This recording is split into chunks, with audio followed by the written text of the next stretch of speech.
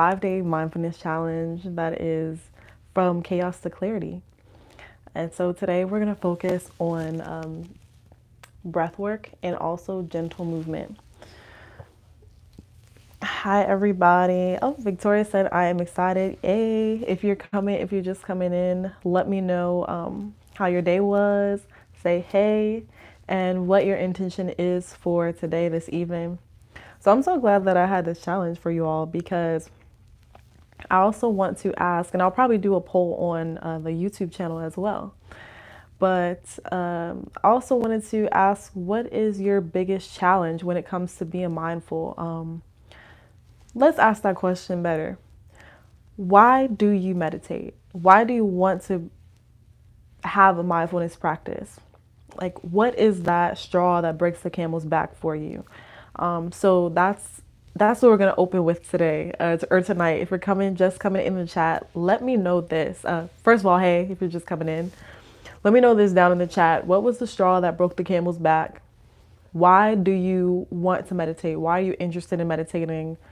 What is that force that just said, okay, that just made you say, okay, like I need some stress relief or I need some mindfulness. For me, it was starting to meditate and noticing the benefits almost immediately. I have this thing where I think about your actions, the actions that you're taking in day to day life. Are they a painkiller, meaning do they kill the pain right then and there, or are they a vitamin? Because vitamins, you have to take them consistently in order for you to see a difference in your body. And honestly, most of us be taking vitamins, we don't really see a difference, right? Like, let me know in the chat if you take vitamins. I stopped taking vitamins. I take sea moss now. I take sea moss and turmeric. Sea moss has like all the vitamins that your body needs. So I stopped taking multivitamins a long time ago and I only take sea moss. Let me know if you take sea moss down in the chat. And so with vitamins, it's something like you like take every single day, but you need to take it over and over for like years in order to even see a difference. Rather, a painkiller is something that you take not every single day. You take it and immediately after you take it, you notice an immediate difference in your pain. Almost immediately, like within an hour, right? And so that is more urgent. What I realized for me was that meditation was a painkiller for me. I saw some benefits almost instantly, but it sort of gives you the best of both worlds because you have to be consistent in it and do it every single day in order to see the long-term benefits. For me, meditation, mindfulness, which is sort of one and the same, is a long run. We're in it for the long haul. So Victoria said, I used to, but I stopped. Why did you stop? I think that taking sea moss is a great way to clear out or help your nervous system, help your also your what is it called, allergies, because some of elderberry, I'm taking sea moss with elderberry right now, and it's really helping clear up my sinuses because I get a little bit in the morning, the mucus and everything like that. And mucus can come from things that we eat in everyday life that's sort of harming our body that we're not really used to. But all right, let's get into day 3. We're in day 3. And I try to keep these lives for this week, for this challenge, under 30 minutes. So again, if you're just coming in, let me know what your intention is for today. It can be the same as yesterday. My intention is always, when I'm meditating, grounding. We're going to focus on breath work and also mindful movement. Let's get right into it. So the benefits of breath work for anxiety relief. So like I was talking about throughout the past 2 days, anxiety is just prolonged stress. And that is probably the number one reason that people want to be more mindful, is to relieve anxiety. That anxiety can come from many different things. It depends on your lifestyle, your day-to-day activities, and also events going on in your life. Many people are stressed from their job, lack thereof, or just situations with money, your relationships in your life. Different things can cause you to be stressed out. And then when that stress becomes prolonged, it turns into anxiety. Shane says, I'm getting out of the military, so I feel like meditation allows me to clear my mind and help me relax during this time. Yes, that's good. Yeah, so it can be different for all of us, but thank you for sharing. So breath work. Let's talk about breath work. How many people have practiced any type of breath work technique? And if you have, let me know what it is down in the chat. I used to practice a breathwork technique called alternate nostril breathing. And I'll tell you a little bit about it in a minute, but let me know if any of you all have practiced like a breathwork technique, whether it was like it. And I'll just say a breathwork technique is changing the state of your breath. So there is a type of meditation where you just notice the natural state of the breath, or you just focus on the breath. But what about changing the breath, like breathing or holding your breath, or if you know about box breathing, right? So breath work is, so let me break down the word. The word prana, if you've ever heard that word, is a word used in the language of yoga. The language of yoga is called Sanskrit. And it's a language where all of these different techniques have a name. Prana is the Sanskrit name for breath. Prana translates to life force or vital energy in the body. Right now, just regularly pay attention to your breath. Start noticing your breath. Notice whether it's fast or slow. Inhale and exhale. That right there, that breath is your life force.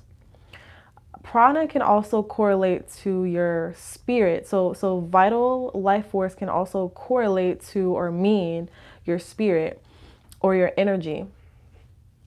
The reason why is because the last couple of days we talked about stress and the fight or flight response. During the fight or flight response, when your body gets stressed, your mind gets stressed, your mind is wandering. Also, your nervous system starts to get excited, but not always in a good way. Your heart rate raises, your blood pressure raises, and when that becomes prolonged, that can have a lot of negative effects on the body. Because of all of those things, it happens internally inside the body. That correlates to your spirit being like shaken up. You know what I'm saying? Like, have you ever felt like your spirit was disturbed in some type of way because you were anxious? That's your breath, your prana, your life force, your spirit. So breath work has the power to change the rhythm of the body. One would also say the vibration or the natural state of the body. And we administer breathwork techniques in order to regulate anxiety or negative emotions and have them be a little bit more under control. I am Victoria says, I used to practice Wim Hof breathwork. I haven't heard of that one. So it's funny that some breathwork techniques can have like different types of names to them. So I'll look that up later on. That's interesting. And then also, we're going to get into movement. So the role of mindful movement is to connect the mind and body as well. And we're going to do a little movement technique as well. I have the camera a little back behind me. So in your space, find a space where you can sit down. And you can do this sitting down. You can have your back upright, right? Sit up with the back upright, shoulders relaxed. All right. Start with your palms at heart center. We're going to just like notice the power of syncing up your breath with your body movement. On an inhale, inhale and reach both arms up. Sorry if my mic makes a lot of noise. On an exhale, bring your hands behind your head. And inhale, lift your hands back up, but keep your palms together. On an exhale, bring your arms out to a T. So allow each of these movements to be the length of your inhales or your exhales, depending on which one we are. From this T position, inhale to bring your palms back together. All right, let's continue. Exhale, bring your hands behind the head. Inhale, raise your hands up, keep the palms together. Exhale, bring your arms down to a T. Let this movement be the length of your exhale. Again, inhale, palms together. Exhale, hands behind the head. Inhale, lift up both hands. Exhale, bring them down to a T. Let's do it one more time. Really move with your breath. Inhale, palms together. Exhale, hands behind the head. Inhale, press your palms up. And exhale, palms to a T. And then one more round. Inhale, palms together. Exhale, bring it behind the head. Inhale, press your palms up. And exhale, bring it back down to a T. Relax your arms and then start to breathe normally. So this technique, I'm not sure what it's called. I just gotta be honest with you. I just know that you sync up the body with the breath movement. Actually, I know what it's called. It's called vinyasa. Vinyasa is another, again, yoga term for syncing up the breath with the body movement. If you've ever heard of flow or flow of movements or a holistic flow, like this YouTube name, then that's what we just did. Anytime you sync up the body movement with the breath, you're enhancing the mind and body connection. And we talked about that a little bit yesterday about how that can help improve the focus, decrease stress, decrease anxiety, because when our fight or flight response is triggered, when we're anxious, when our mind is chaotic, our body and our mind are correlating with each other and we probably don't realize it. But whatever is going on in the mind is also going on in the body. So your thoughts are running all over the place. You're anxious. Your mind is focused on future thought, probably ruminating. At the same time, your body is going to be a mirror image of the things that are happening in your mind. So what that looks like in your body physically is elevated blood pressure, elevated heart rate. You might start sweating a little bit, right? Those are the physical things that happen. And then when we talk about the breath, mind, body, breath, or mind, body, spirit. And that's why the word prana for breath is correlated with your spirit, your vital energy. So mind, body, spirit, or mind, body, breath. They can be interchangeable literally. Because what happens with your breath when your mind is chaotic and your body is also feeling that fight or flight response, your breath gets faster, and that's when, the panic attacks happen or the heavy breathing or you feel suffocated. And at the same time, all of these other physical and mental responses are happening in the mind and the body. So the mind, body, and spirit are all a mirror reflection of each other. When we can take control over at least two of these things or regulate at least two of these things, then we're in the right ballpark, right? So that's breath and mind, or breath and body, or mind and body, or mind and breath. So that's the power of breath work, or that's the power of your mindfulness movement with the breath. Now we can isolate just the breath work and create a flow state with just the breath, with just the prana. Excuse me. This is called pranayama. So pranayama means movement of the breath, or movement of your energy, your vital energy inside the body. This is important because we can realize how we can move our breath around our body in order to promote healing. Getting into a little bit of the chakras, but not too deep into it. The chakras, if you're familiar, are 7 main energy centers. There's a crown chakra. A lot of people know about the third eye chakra. You have the throat chakra, the heart chakra, the solar plexus chakra, the sacral chakra, which includes your reproductive organs, and then the root chakra, which is all the way at the bottom, the base of the spine. All these 7 chakras are energy centers. When we practice any type of breath work, we can activate, for lack of better terms, these chakras, and all of the chakras correlate with our organs. So you can see how the breath and the physical body are intertwined as well. If you think about it, the crown chakra is like our hair, and then I talk about a lot on this channel how hair is spiritual, locks are spiritual, and so we can often receive that divine source of wisdom through our crown chakra.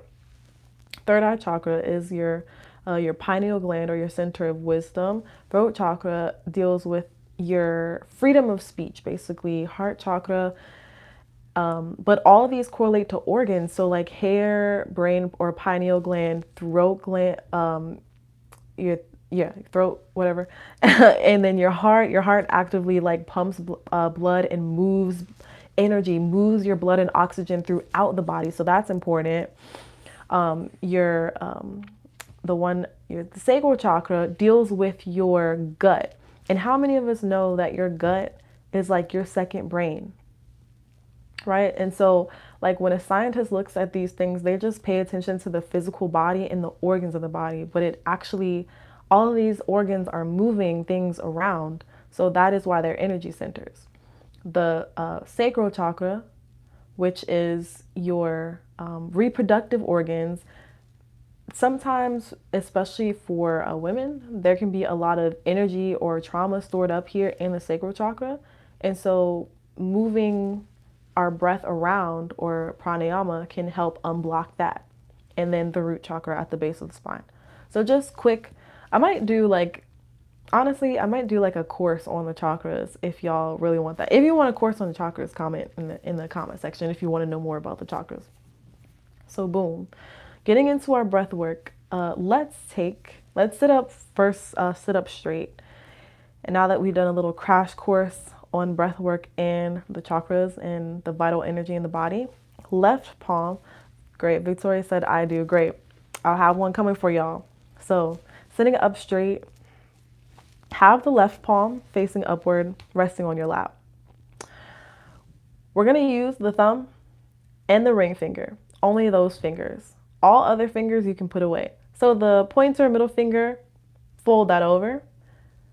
We're gonna use the thumb finger to block off the right nostril and the ring finger to block off the left nostril. I'll demonstrate first. You can practice with me if you've practiced this before, but I'll demonstrate first. Feel free to look at me. Breathe in through both nostrils. Use the thumb to block off the right nostril and breathe out through the left. Keep the thumb there and breathe in. Switch to blocking the left nostril with the ring finger and breathe out. Keep the ring finger there and breathe in. Switch and breathe out. All right, now if you watch me, you can go ahead and join me. First, block off the right nostril with the thumb and breathe in through the left. Without holding your breath, switch to blocking the left nostril with the ring finger and breathe out. Breathe in. Switch to blocking the right nostril with the thumb and breathe out through the left. Keep the thumb there and breathe in. Great, we'll do 2 more rounds. Switch and breathe out. Try not to hold the breath in between. Long, smooth breaths. Breathe in. Switch and breathe out.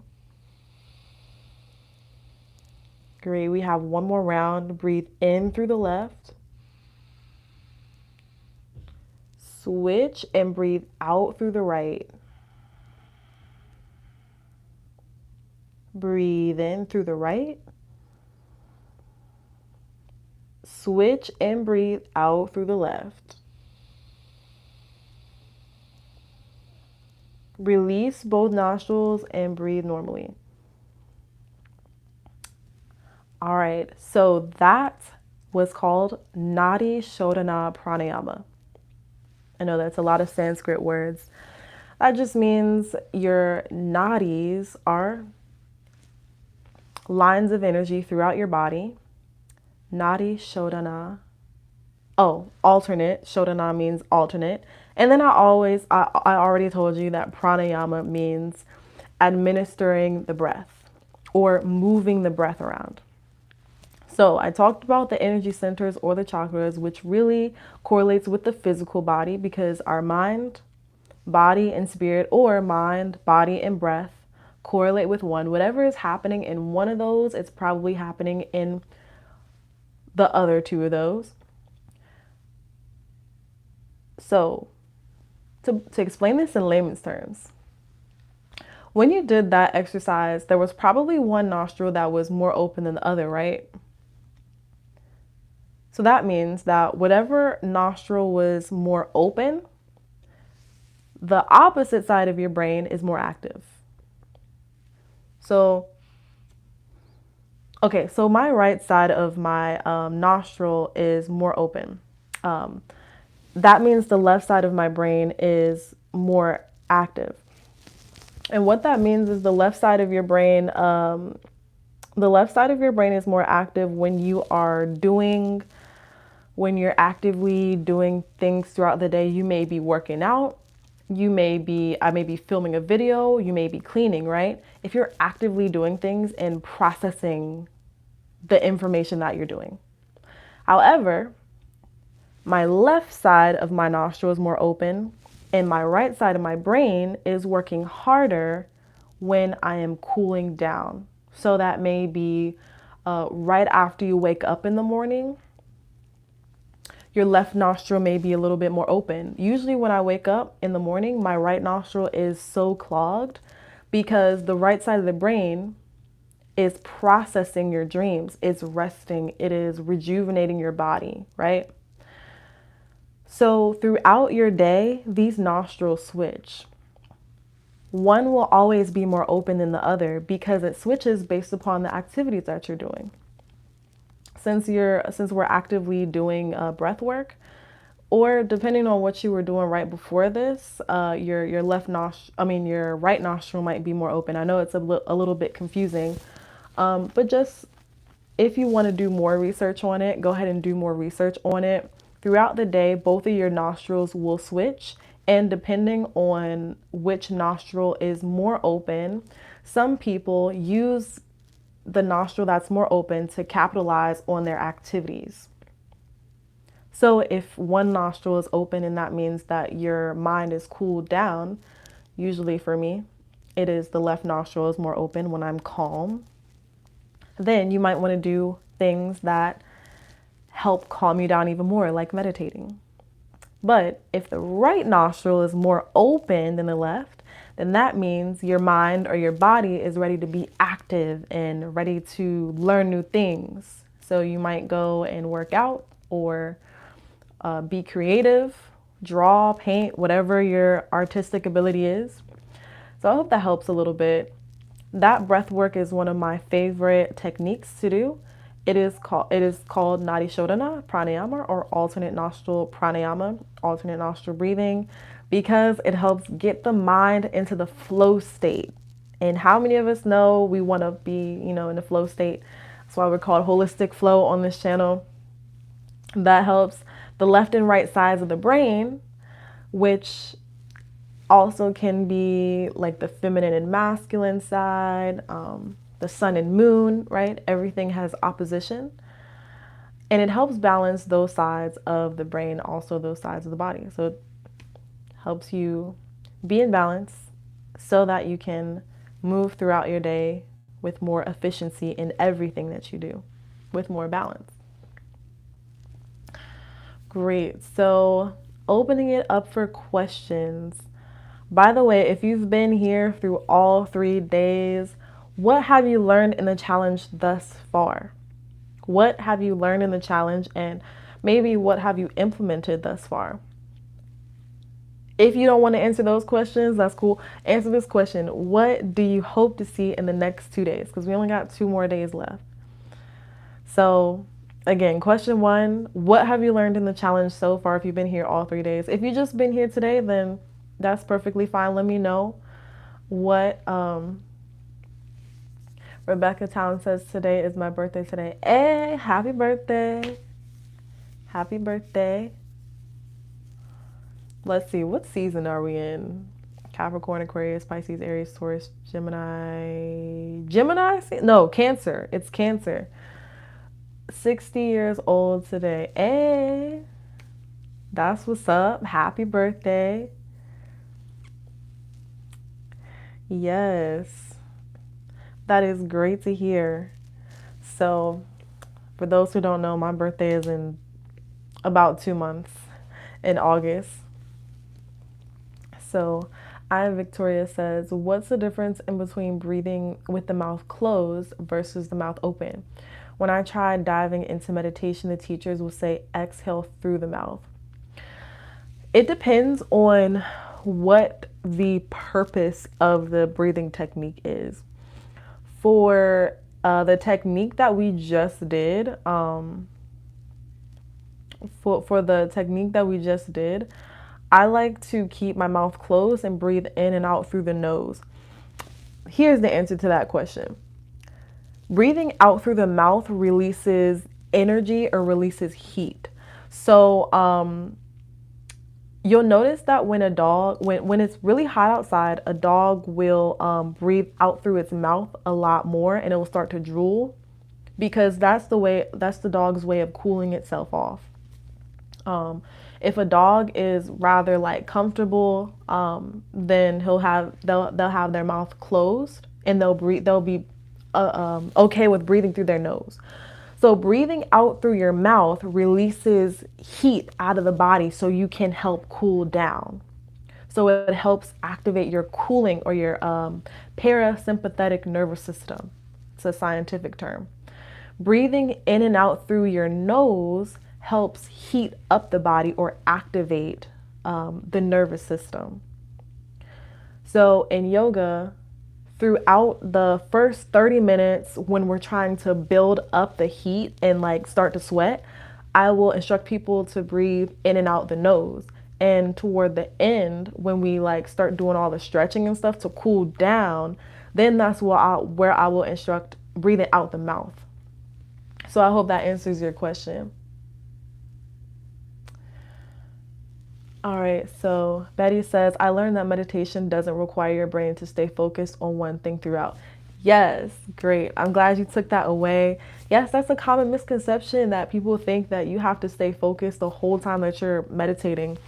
But that is false. That's a false misconception. You don't have to. There are certain meditations where the goal is to focus the whole time. But the goal is that when you notice that your mind has wandered, because your mind is going to think, then you just redirect to the focal point. So that's great, Betty. Thank you for sharing. Missy says, just joined today. My left side is more open than my right. That's really interesting. Yeah, so you must have been already, chill, mellow, maybe doing something that allows you to be calm or cool down. Because when the left nostril is more open, then that means you are, your parasympathetic nervous system, which cools you down, is more active. Yeah. Rebecca Town says, my husband surprised me with breakfast in bed. Ooh, breakfast in bed. That's what's up. That's one of those things that you see on the movies, but I ain't never seen in real life. But I know people do it, you know what I'm saying? I see it on the IG reels and stuff like that, but that is nice. I hope you enjoyed the rest of your day for your birthday. Rebecca says, Jacksonville, Florida, 100 degrees. Oh my goodness, 100. That is crazy. Betty says, I was reminded about the pranayama breathing exercise. It's been years since I have done this nose breathing technique. Yes, it is a great technique. I'm telling you.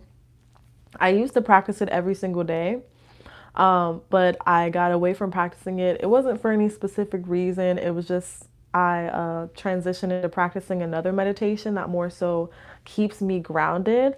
But if you really have something going on that day, like something like a test that you need to focus for, or something to really keep your mood stabilized and in the flow state, maybe if there's something that you have to focus on or you got to get a lot of work done, it's a great technique to balance and like just even out your brain so that you can get clarity on whatever action steps that you need to take that day. That's great. Yes, understood. Breathing this way resonated more to me right now. Thank you. You're welcome. You're welcome. I'm learning to be more patient with myself and just be and let things flow. Yes. That's a huge thing that we have to realize. Sometimes we just need to take a moment, take a pause, and one of those things like having a type of ritual or morning routine where you can just take a pause in the beginning of the day. We have to take these pauses or else life will force us to take a pause. And we don't want life to force us to take a pause. We want to take these pauses within our everyday routine so that when life gets hard and life be life and like we don't, life ain't going to sit us down. We got to sit ourselves down and like actually implement this daily if you can. Just learn that. Yes, just learn. Betty says, just learning that nose breathing stimulates movement and mouth breathing cools you down. Yes. Yes, that is true. And like I said, I use that technique in my yoga classes, especially my more vigorous yoga classes. Shane says, my first day, my left nostril was open, and this technique actually helped me to become more relaxed, as you said. Hey, yes. So, the left nostril is usually more open when you are, you know, relaxed. But that technique, it can, even if you are in your relaxed state, like your parasympathetic nervous system is activated more than your sympathetic, then balancing out those two makes you feel even more relaxed because that balance, just that balance, brings our body back into homeostasis. So yes, West Adams, hello, hey. And so if you're just coming in at the end of today's challenge, I'm sorry to let you know, but we only had about 30 minutes on this day 3. But you can go back and look at from before, and you can go back and comment and that you did the exercises. And tomorrow we will be going through journaling, so we can move towards that clarity, because this challenge is called From Chaos to Clarity.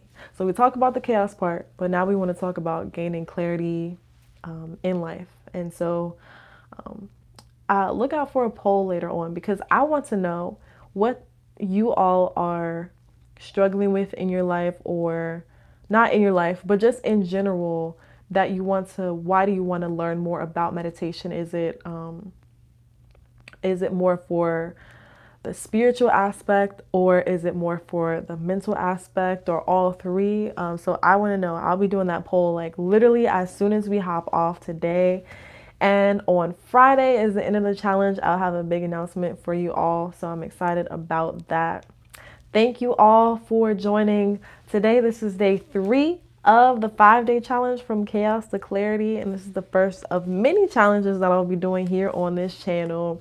So stay tuned for day 4 tomorrow night at the same time, 9 p.m. Eastern Standard Time.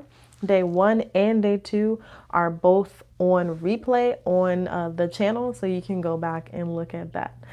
All right, you all have a great rest of your evening, day, afternoon, and I'll see you all tomorrow. Bye, everybody.